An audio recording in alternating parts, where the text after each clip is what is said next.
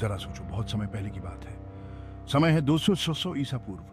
मिस्र में पिरामिड बन रहे हैं, मेसोपोटामिया में लोग पहिए का इस्तेमाल कर रहे हैं, और इंडिया में एक महान सभ्यता फल फूल रही है, सिंधु घाटी सिविलाइजेशन। यह एक विशाल और उन्नत समाज था। इसे हम हड़प्पा सभ्यता भी कहते हैं। ऐसा इसलिए है क्योंकि हड़प्पा इसके सबसे बड़े शहरों में से एक था। सिंधु के लोग एक उपजाऊ क्षेत्र में रहते थे। यह इलाका अब पाकिस्तान और इंडिया का हिस्सा है। सिंधु नदी ने उनकी भूमि को जीवन दिया। सिंधु घाटी के लोग कुशल किसान, चतुर इंजीनियर और रचनात्मक कलाकार थे।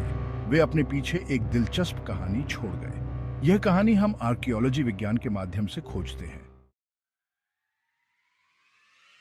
सिंधु के शहर शहरी नियोजन के चमत्कार थे।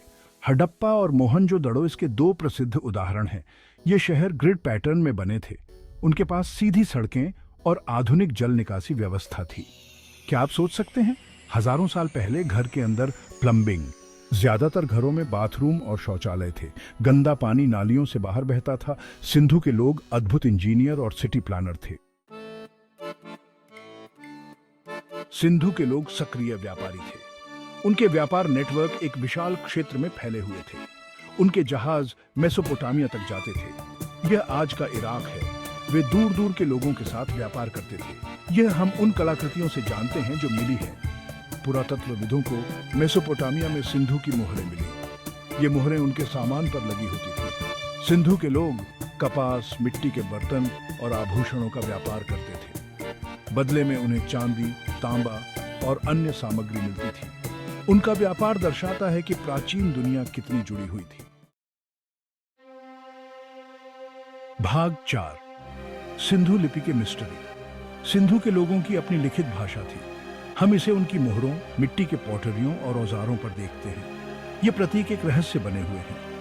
विद्वान अभी तक इन्हें पूरी तरह से समझ नहीं पाए हैं। कल्पना कीजिए कि आपको हजारों साल पहले का कोई संदेश मिले। आप जानना चाहेंगे कि उसमें क्या लिखा है।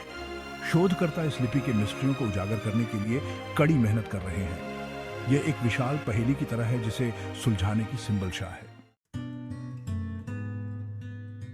भाग 5, सिंधु के मैदान में जीवन। सिंधु घाटी के लोग कुशल किसान थे।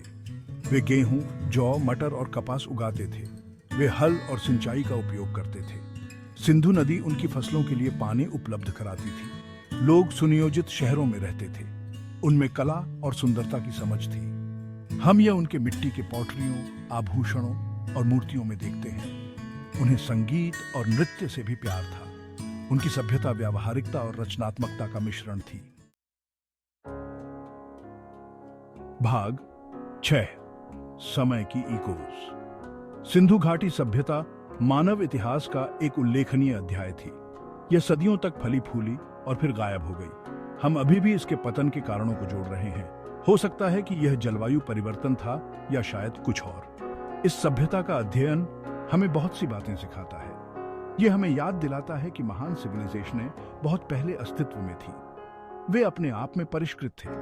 सिंधु घाटी सभ्यता मानव आत्मा की सरलता और लचीलापन की याद दिलाती है।